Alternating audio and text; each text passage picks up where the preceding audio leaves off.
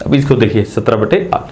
सबसे पहले ऊपर नीचे आप देखें किसी संख्या पे दोनों कटते हो, नहीं कटते। नहीं कटने का मतलब है कि इन दोनों का HCF क्या है, P और Q का HCF कितना है, 1 है। दशमलव प्रसार सिर्फ किससे पता चल जाएगा, Q से। तो यहां पर Q कौन है, जो नीचे हर है उसको Q बोलते हैं, ये 8 है।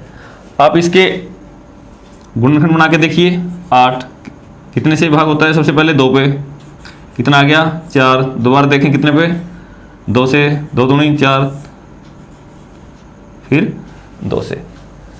ये इसके अभाज्य गुणनखंड। तो आप क्या कह सकते हैं, Q 8 के क्या क्या बन गए, 2 गुणा 2 गुणा 2। Q क्या हो गया, 2 की शक्ति 3।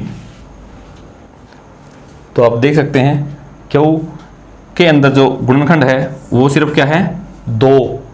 और आपको पता है यदि किसी के अभाज्य गुणनखंडों में सिर्फ 2 और 5, या तो सिर्फ 2 या सिर्फ 5 या 2 और 5 दोनों भी आ सकते हैं, सिर्फ यही हो, तो उस प्रकार की जो संख्या थी, उस प्रकार की जो संख्या 17/8 है, इसका दशमलव प्रसार कैसा होगा, दशमलव प्रसार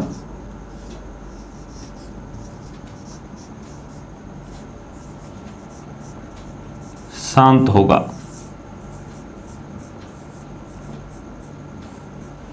इसका दशमलव प्रसार शांत होगा। अगर शांत दशमलव प्रसार को बिना भाग करे, अगर आपको इसको दशमलव में लिखना है तो कैसे लिखेंगे, बिना भाग करें। आप कोशिश करते हैं 17/8। इसको आप क्या लिखते हो, 17, 2 की शक्ति 3। आप थोड़ा सा ध्यान दें, मैं बिना भाग करें, यदि मैं जैसे नीचे 100 बना लेता हूं, 10 बना लेता हूं, 1000, 10, 100, 1000 इस प्रकार की संख्या बनाने में कामयाब हूं, तो बिना भाग करे हो सकता है। 17/2 की शक्ति 3। और मैं साथ ही साथ अगर किसी ऐसी संख्या से ऊपर नीचे दोनों तरफ गुणा कर दूं जो नीचे वाली संख्या को 10, 100 या 1000 इस प्रकार की संख्या बना दे, तो 2 के साथ किसको गुणा करूंगी ये 10 बन जाए, 5 को। लेकिन कितनी बार, 3 है तो 3 बार ही, तो 5 की शक्ति 3। तो 5 की शक्ति 3 से मैंने गुणा किया, तो ऊपर भी 5 की शक्ति 3 से ही गुणा करना पड़ेगा। तो अब ध्यान से देखें, ऊपर क्या बनेगा, 17 गुणा 5 की शक्ति 3, 5 को 3 बार गुणा करो 125, 5 गुणा 5 गुणा 5, तो 125 बटे, यहाँ 2 है, ये 5 है, 2 पंजे 10, ऊपर शक्ति 3 है तो 3। 125 की और 17 की गुणा आप करके देखें, 7 पंजे 35 हासिल 3, 7 दूनी 14 और 3 17 का 7 हासिल 1, 7 एकम 7 और 1 8। फिर यहाँ आप क्या लिखोगे, 0। 1 से गुणा करेंगे तो यहाँ कितना आ जाएगा, 5 2 1।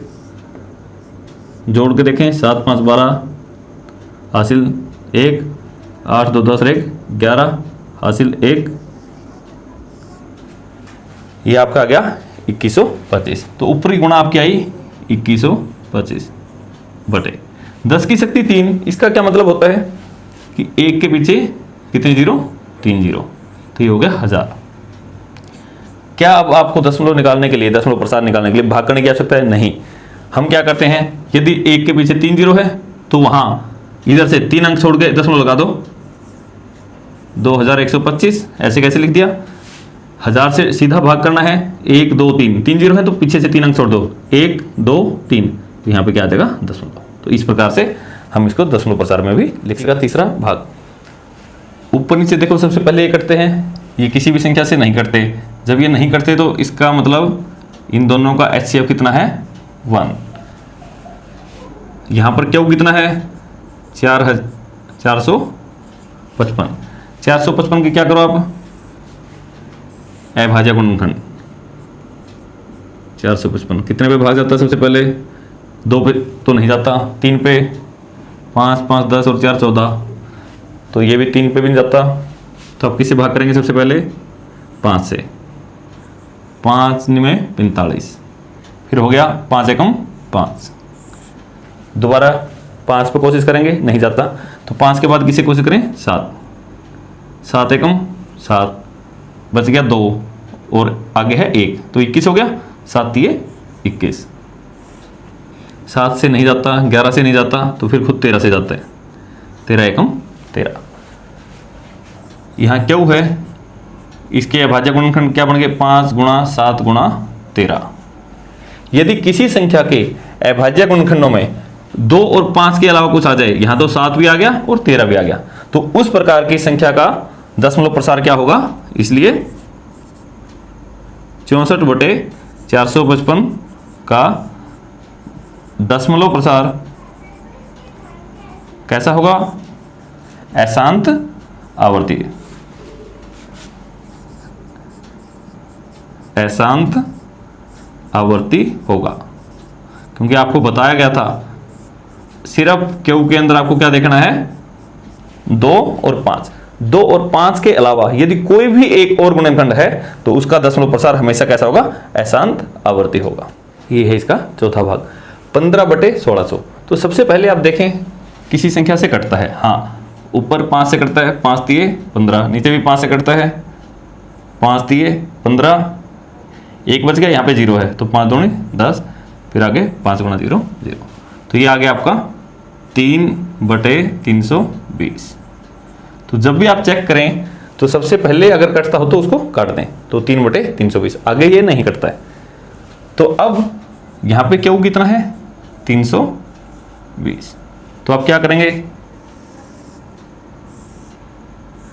अभाज्य गुणनखंड विधि से सबसे पहले इसके गुणनखंड बनाएंगे। सबसे पहले 2 पे जाता है, भाग करोगे 2 एकम 2, 1 बच गया, यहाँ पे 2 है तो हो गया 12, 2 सिक्के 12, फिर 2 गुणा 0 0, दोबारा फिर 2 से भाग होता है, 2 अट्ठे 16, 2 0 पे कितने जाएगा, 0 पे, फिर दोबारा 2 से भाग किया 40, दोबारा 2 से भाग किया कितना आ जाएगा 20, दोबारा 2 से भाग किया 10, दोबारा 2 से 5, फिर किस पे गया 5।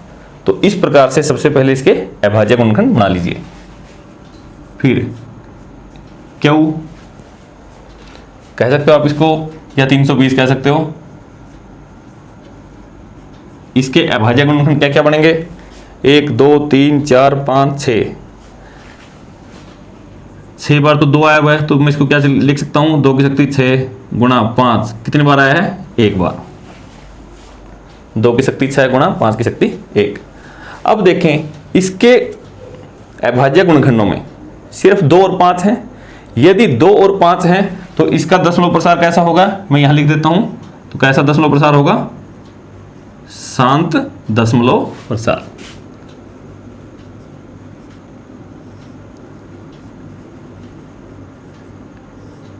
क्योंकि यहां पर सिर्फ 2 और 5 है तो इसलिए इसका दशमलव प्रसार कैसा होगा, शांत दशमलव प्रसार। अब शांत दशमलव प्रसार है तो आपका जो दूसरा सवाल है उसमें यह कहा गया है कि पहले सवाल के सभी भागों में जिसका शांत दशमलव प्रसार था उसको दशमलव प्रसार आप निकाल के दिखाएं। तो मैं इस सवाल का यहीं कर देता हूं।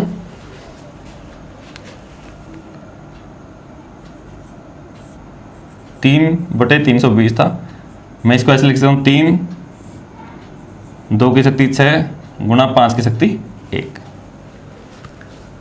नीचे 10 बनाने के लिए, 10 100 1000 वो बनाने के लिए तो आप 2 पंजे 10 होता है, तो इनकी जो घात हैं इनको बराबर कर दें। बराबर कैसे करेंगे, 2 कितनी बार है, 6 बार है। तो मैं चाहता हूं कि 5 भी हमारा कितनी बार हो, 6 बार हो, जो कि 5 हमारा 1 बार है। तो 6 बार करना तो 5 को 5 बार और लिख लेता हूं। जैसे मैंने 5 को 5 बार नीचे लिखा तो ऊपर भी लिखना पड़ेगा, 5 को 5 बार। 3 गुणा 5 को 5 बार खोल के देखें, 5 को 5 बार लिखें और गुणा करें।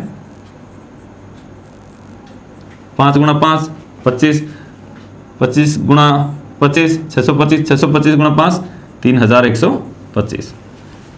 ये हो गया आपका 3125। 2 की शक्ति 6 है गुणा 5 की शक्ति भी कितनी है, 1 ये थी और 5 ये है, तो 5 की शक्ति भी 6 है। ऊपर 3 की गुणा कर लो, 3 पंजे 15 हासिल 1, 3 दूनी 6 1 7, 3 एकम 3, 3 तिये 9 बट अगर मैं 2 और 5 को गुणा करूंगा कितना बन जाएगा 10। लेकिन 10 की शक्ति कितनी है 6, 10 की शक्ति कितनी है 6। यदि 10 की शक्ति 6 है, अगर मैं इसको खोलना चाहूं तो क्या खुलेगा 1 के पीछे कितनी जीरो आएंगी जितनी शक्ति होती है 6, 1 2 3 4 5 6। अब भाग करने की आवश्यकता नहीं है, सीधा ही आप लिखें 9 3 7 5। कितने पीछे से गिनने हैं अंक, कितने अंक जितनी जीरो हैं 1 2 3 4 5 6, तो 6 अंक गिनने हैं 1 2 3 4 5 6 फिर दशमलव लगेगा।